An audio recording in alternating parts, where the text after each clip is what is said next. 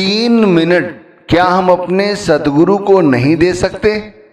घर से निकलते समय यदि हम अपने सद्गुरु को 3 मिनट दें तो कहें कि सारा दिन हमारा अच्छा बीतेगा, या हम जो चाहेंगे वो हमें मिलेगा। लेकिन हम क्या अपने सद्गुरु को 3 मिनट नहीं दे सकते? क्या हमारे लिए ये बड़ा काम है कि हम अपने सद्गुरु को 3 मिनट ना दें? इन 3 मिनट में बहुत सारे लोग ये सोचते होंगे कि क्या बन जाएगा, क्या मिल जाएगा। तो मैं उनसे कहना चाहता हूं, बहुत कुछ मिल जाएगा, बहुत कुछ बन जाएगा। अगर ये बात समझ आ गई कि यदि हम घर से निकलते हैं सुबह सुबह या जब भी काम के लिए, तो भाई क्या हम अपने सद्गुरु को 3 मिनट दें तो वो हमारा काम और सहज और सरल हो जाता है। देखो, हम सुबह भजन बंदगी करते हैं, नाम का सुमिरन करते हैं, नाम का भजन करते हैं, या अन्य सभी लोग जो गुरु घर की बजाय कोई अन्य भक्ति करते हैं, वो लोग भी भाई जो भक्ति करते हैं, उसके बाद थोड़े समय के बाद जब वो घर से निकलते हैं तो भाई वो सब भूल जाते हैं कि हमने सुबह क्या भक्ति की। ये तो आप भी समझते होंगे कि आपके साथ भी ऐसा ही होता होगा और हो रहा है कि हम घर से निकलते हैं, हम थोड़ी देर बाद भूल जाते हैं कि हमने क्या किया सुबह, या हमने कौन सी भक्ति की, या हमें क्या दिन भर करना है। तो मैं ये कह रहा हूं कि यदि घर से निकलते समय केवल 3 मिनट के लिए अपने सद्गुरु को साक्षात्कार समझकर उनके साथ 3 मिनट का वक्त गुजार ले तो भाई हमारा जीवन संवर जाए। देखो, पहले का समय ऐसा था जब घर से बच्चा निकलता था या बेटा निकलता था तो माएं सर पे टीका तक लगा देती थी या कुछ मीठा खिला देती थी कि मेरा बेटा काम पे जा रहा है, अच्छा काम करने जा रहा है। इस तरह स्त्रियां भी दरवाजे तक आ जाती थी। आज जो स्त्रियां हैं वो मोटरसाइकिल पर जब व्यक्ति बैठता है तो हेलमेट तक ला के देती हैं, कार पे जा रहा होता है तो उसका बैग तक ला के देती हैं, और भी अन्य काम करती हैं। तो मैं ये कहना चाहता हूं कि व्यक्ति सुबह घर से निकला और शाम को सही सलामत घर आ गया, ये बहुत बड़ी बात है।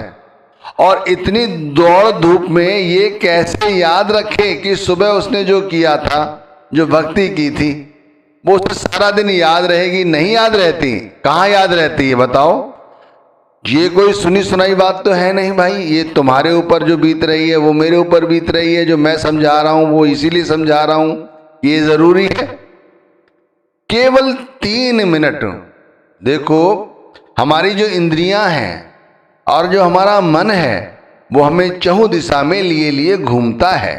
मन इंद्रियों को वश में कर रखा है और इसीलिए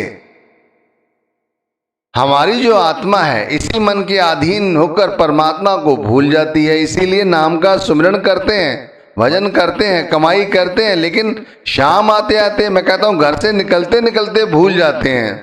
पांचवी पातशाही ने कहा भी है, 10 इंद्री कर राखे बास, ताके आत्म होए परगास। 10 इंद्री कर राखे बास। बात समझने की कोशिश करें, क्या समझा रहे हैं गुरु अर्जुन देव महाराज? 10 इंद्री कर राखे बास। वो जीवात्मा या वो व्यक्ति या वो बहन या वो भाई या वो बुजुर्ग, समझिए, 10 इंद्री कर राखे वास, जो अपने अंतर में इन 10 इंद्रियों को अपने वश में रखता है, अपने मन को वश में रखता है, ताकि आत्म होए प्रकाश, उसी की आत्मा में प्रकाश होता है, यानी प्रकाश होता है, यानी आत्मा जागृत होती है, यानी आत्मा तत्व ज्ञान को समझती है। लेकिन भाई आत्मा कैसे समझेगी? 2-2.5 घंटे का नाम का सुमिरन कर लिया, बहुत अच्छी बात है, लेकिन भाई उसे अमली जामा पहनाने के लिए हमें सारा दिन, भाई आप पढ़ाई करते हैं, उसके बाद प्रैक्टिकल नॉलेज भी तो लेते हैं, और ये समझ जाना कि भाई ऐसे ही हो जाएगा, नहीं, विश्वास करना होगा। अरे भाई, सुबह व्यक्ति निकलता है पता नहीं किस हालात से और परमात्मा के भाड़े में रहता है, तो शाम आते आते सब कुछ संवर जाता है। चौथी पातशाही की एक कथा बहुत प्रसिद्ध है, पिंगले और रजनी का प्रसंग है, बहुत बड़ा। मैं आपको वो समझाने की कोशिश करता हूँ, उससे समझना कि सुबह क्या हस्ती थी और दोपहर आते आते, शाम आते आते क्या हस्ती बदल गई। कहते हैं पटनी नगर था एक, पटनी नगर में दुनी चंद्र एक छत्री था जिसकी 5 बेटी थी। वो 5 बेटियों से कहता है तुम किसके भाग्य का खाना खाती हो? तो भाई सभी ने यही कहा कि पिताजी हम आपके भाग्य का और आपका दिया हुआ खाना खाते हैं। लेकिन जो 5वीं बेटी थी वो समझदार थी, जिसका नाम रजनी था। उसने कहा पिताजी हम तो परमात्मा का दिया हुआ खाना खाते हैं, परमात्मा ने हमारे जो भाग्य में रखा है वो खाना खाते हैं। भाई पिता क्रोधित हो गया, कुछ दिन सोचता रहा, फिर उसने एक पिंगले के साथ उसकी शादी कर दी। वो अपाहिज था। रजनी ने इसे भी परमात्मा का आशीर्वाद समझकर उसे टोकरी में रखा और उसे लिए लिए घूमती रही, जगह जगह मांगती, खुद खाती, उसे भी खिलाती और इस तरह अपना पेट भरती थी। परमात्मा पे विश्वास था। कहते हैं करते करते वो एक ऐसी जगह पहुंच गई जहां आज अमृतसर गुरुद्वारा है, जिसे गोल्डन टेम्पल कहते हैं। वहां पहुंच गई जहां एक दुख भंजन भेरी थी। वहां जाकर उसने वो टोकरा उतार के रखा और पीछे ही उसके गुरु का लंगर चल रहा था। वहां से वो खाना लेने के लिए अपने पति के लिए गई। इधर वो खाना लेने गई, इधर वो पिंगला बैठा बैठा क्या देखता है कि दुख भंजन भेरी में पास में जो सरोवर है वहां पर जो कौवे थे वो काले डुबकी मारते और निकलते तो वो गोरे होते, सफेद हो गए थे। उसने सोचा कि मैं भी ऐसा हो सकता हूं और वो उस टोकरी से बाहर आ गया और भाई लुढ़कते पुढ़कते वो उसके अंदर पहुंच गया। जैसे उसने उस जल के सरोवर में बार बार अपने शरीर को अल्टा पलटा किया और वो बस एकदम सुंदर युवक के रूप में बदल गया शरीर और आके बाहर बैठ गया। जब उसकी स्त्री आई और उसने कहा कि यहाँ मेरे पति थे, कहाँ हैं? तो वो कहने लगा मैं ही तुम्हारा वो पिंगला पति हूं। और उसने कहा ऐसा ये सरोवर का जल है जिसका ये तत्व है। लेकिन फिर भी रजनी ने नहीं माना, तो वो गुरु रामदास जी महाराज के पास उन्हें लेके गई और गुरु महाराज जी ने उसे समझाया कि यही आपके पति हैं। इस तरह से दुख भंजन भेरी में स्नान करने से उसके वो सारे पाप और कष्ट दूर हो गए।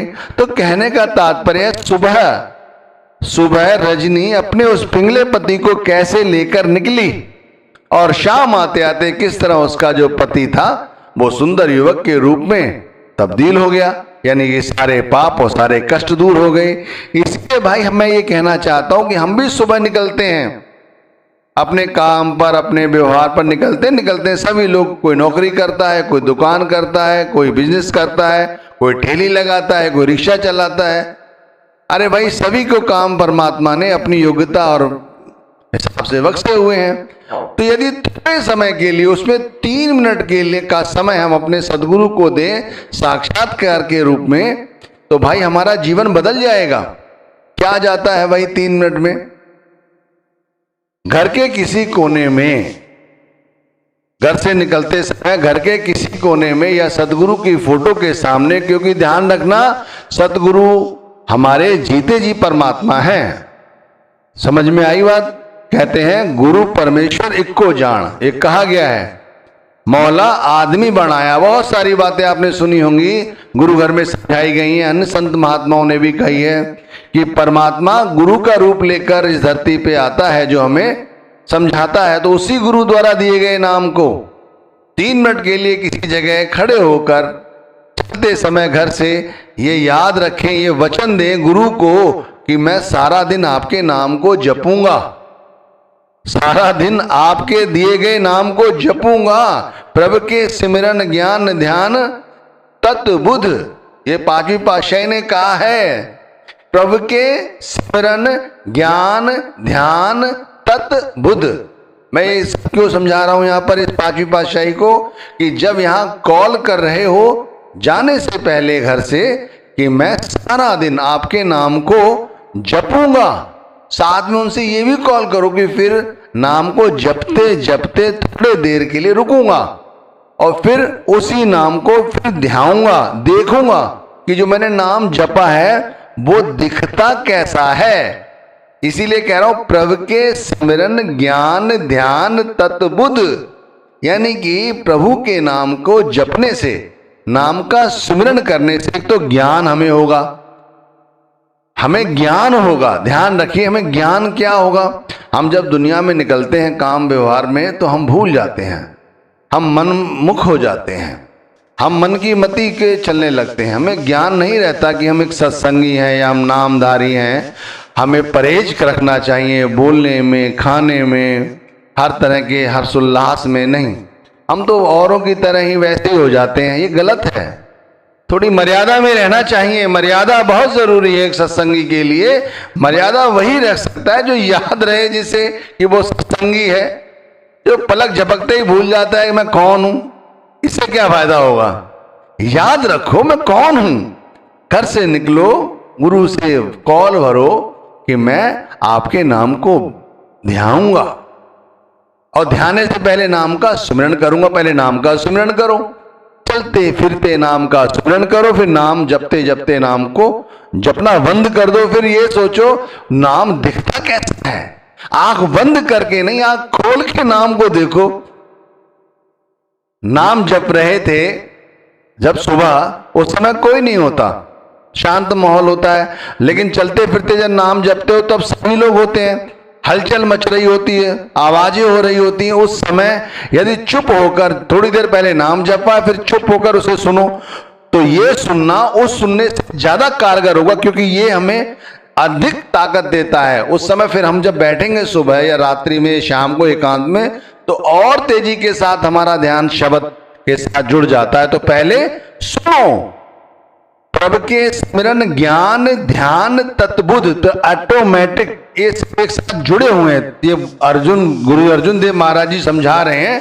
फिर पहले ज्ञान होता है, फिर ध्यान टिकता है, फिर हमारे को बुद्धि जागृत होती है, फिर तत्व ज्ञान जो इसमें छुपा है वो हमें पता चल जाता है।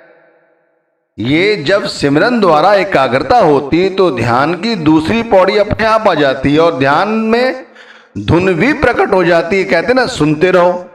हमें इतना करना है कि घर से निकलते समय अपने गुरु के साथ साक्षात्कार करो और मन ही मन विचार करो कि नाम का सुमिरन करेंगे। नाम का सुमिरन करेंगे, फिर चुप हो जाएंगे, फिर धीरे धीरे उसी नाम को देखेंगे, फिर नाम को कानों से सुनेंगे। जहां जरूरत होगी वहां बोलेंगे। वे मतलब में हर वक्त नहीं बोलेंगे, ज्यादा नहीं बोलेंगे, जरूरत पड़ने पर बोलेंगे, और बोलेंगे तो मीठा बोलेंगे। वे मतलब की बातें नहीं करेंगे। हम क्या करते हैं, दुकान खोल ली, पड़ोसी का दुकानदार आ गया, उससे गपशप करने लग गए। ऑफिस चले गए तो आपस में लेडीज बातें करने लग जाती हैं, काम धंधा इधर नहीं करते। भाई भी ऐसे ही करते हैं। इसी तरह भाई हर जगह होता है। अरे बेमतलब की बातों से अच्छा है नाम जपो। आखिर में देखा यही जाता है ना। और रात्रि आते आते मन में इतना कचरा भर जाता है, ये सब छूट जाएगा यदि 3 मिनट का अपने सतगुरु को समय दे दो। तो क्या जाता है 3 मिनट के लिए? जरूरत पड़ने पर बोलेंगे, मीठा बोलेंगे, झूठ नहीं बोलेंगे, बेमतलब की मनगढ़ंत बातें अपने आप जो ऑटोमेटिक बनाते हैं वो नहीं बोलेंगे, और जो भोजन दिया है घर से ले जा रहे हैं वो भोजन करेंगे। आजकल लोग बाहर का भोजन करते हैं, फिर गरिष्ठ भोजन करके दुखी होते हैं, परेशान होते हैं। जल्दबाजी नहीं करेंगे, कोई भी काम तसल्ली के साथ करेंगे, तसल्ली के साथ ही बोलेंगे, ज्यादा सोच विचार में नहीं डोलेंगे, और अपने फायदे से ज्यादा दूसरे का नुकसान ना हो ये भी सोचेंगे, और किसी के साथ द्वेष और ईर्ष्या नहीं रखेंगे। 3 मिनट से भी कम समय लगेगा। साक्षात करके अगर गुरु का, नाम का, परमात्मा का कह के घर से निकलोगे 3 मिनट में ये बातें बहुत अच्छी तरह अपने मन में रोज बैठाओ कि सारा दिन नाम जपेंगे, नाम को ध्याएंगे, नाम को सुनेंगे, जरूरत पड़ने पर बोलेंगे, मीठा बोलेंगे, बेमतलब की मनगढ़ंत बातें नहीं करेंगे, जो घर से भोजन दिया जा रहा है वो भोजन करेंगे, जल्दबाजी नहीं करेंगे, जल्दबाजी में ना खाना खाएंगे, ना जल्दबाजी में बोलेंगे, ना ज्यादा काम करेंगे जल्दबाजी में जिससे कोई काम खराब हो, मन को ज्यादा सोच विचार में नहीं उलझाएंगे, अपने से ज्यादा दूसरे के फायदे के विषय में सोचेंगे, अपना भला अपने आप होता चला जा रहा है, किसी से द्वेष नहीं रखेंगे। ये 3 मिनट के लिए कर लो, फिर जो चाहे वो होता चला जाएगा। परमात्मा हमारे सदगुरु सब कुछ देते हैं। 3 मिनट के लिए यदि सब कुछ छोड़कर सदगुरु की शरण ले लो, तो हमारा जीवन ही बदल जाएगा, ये सच है।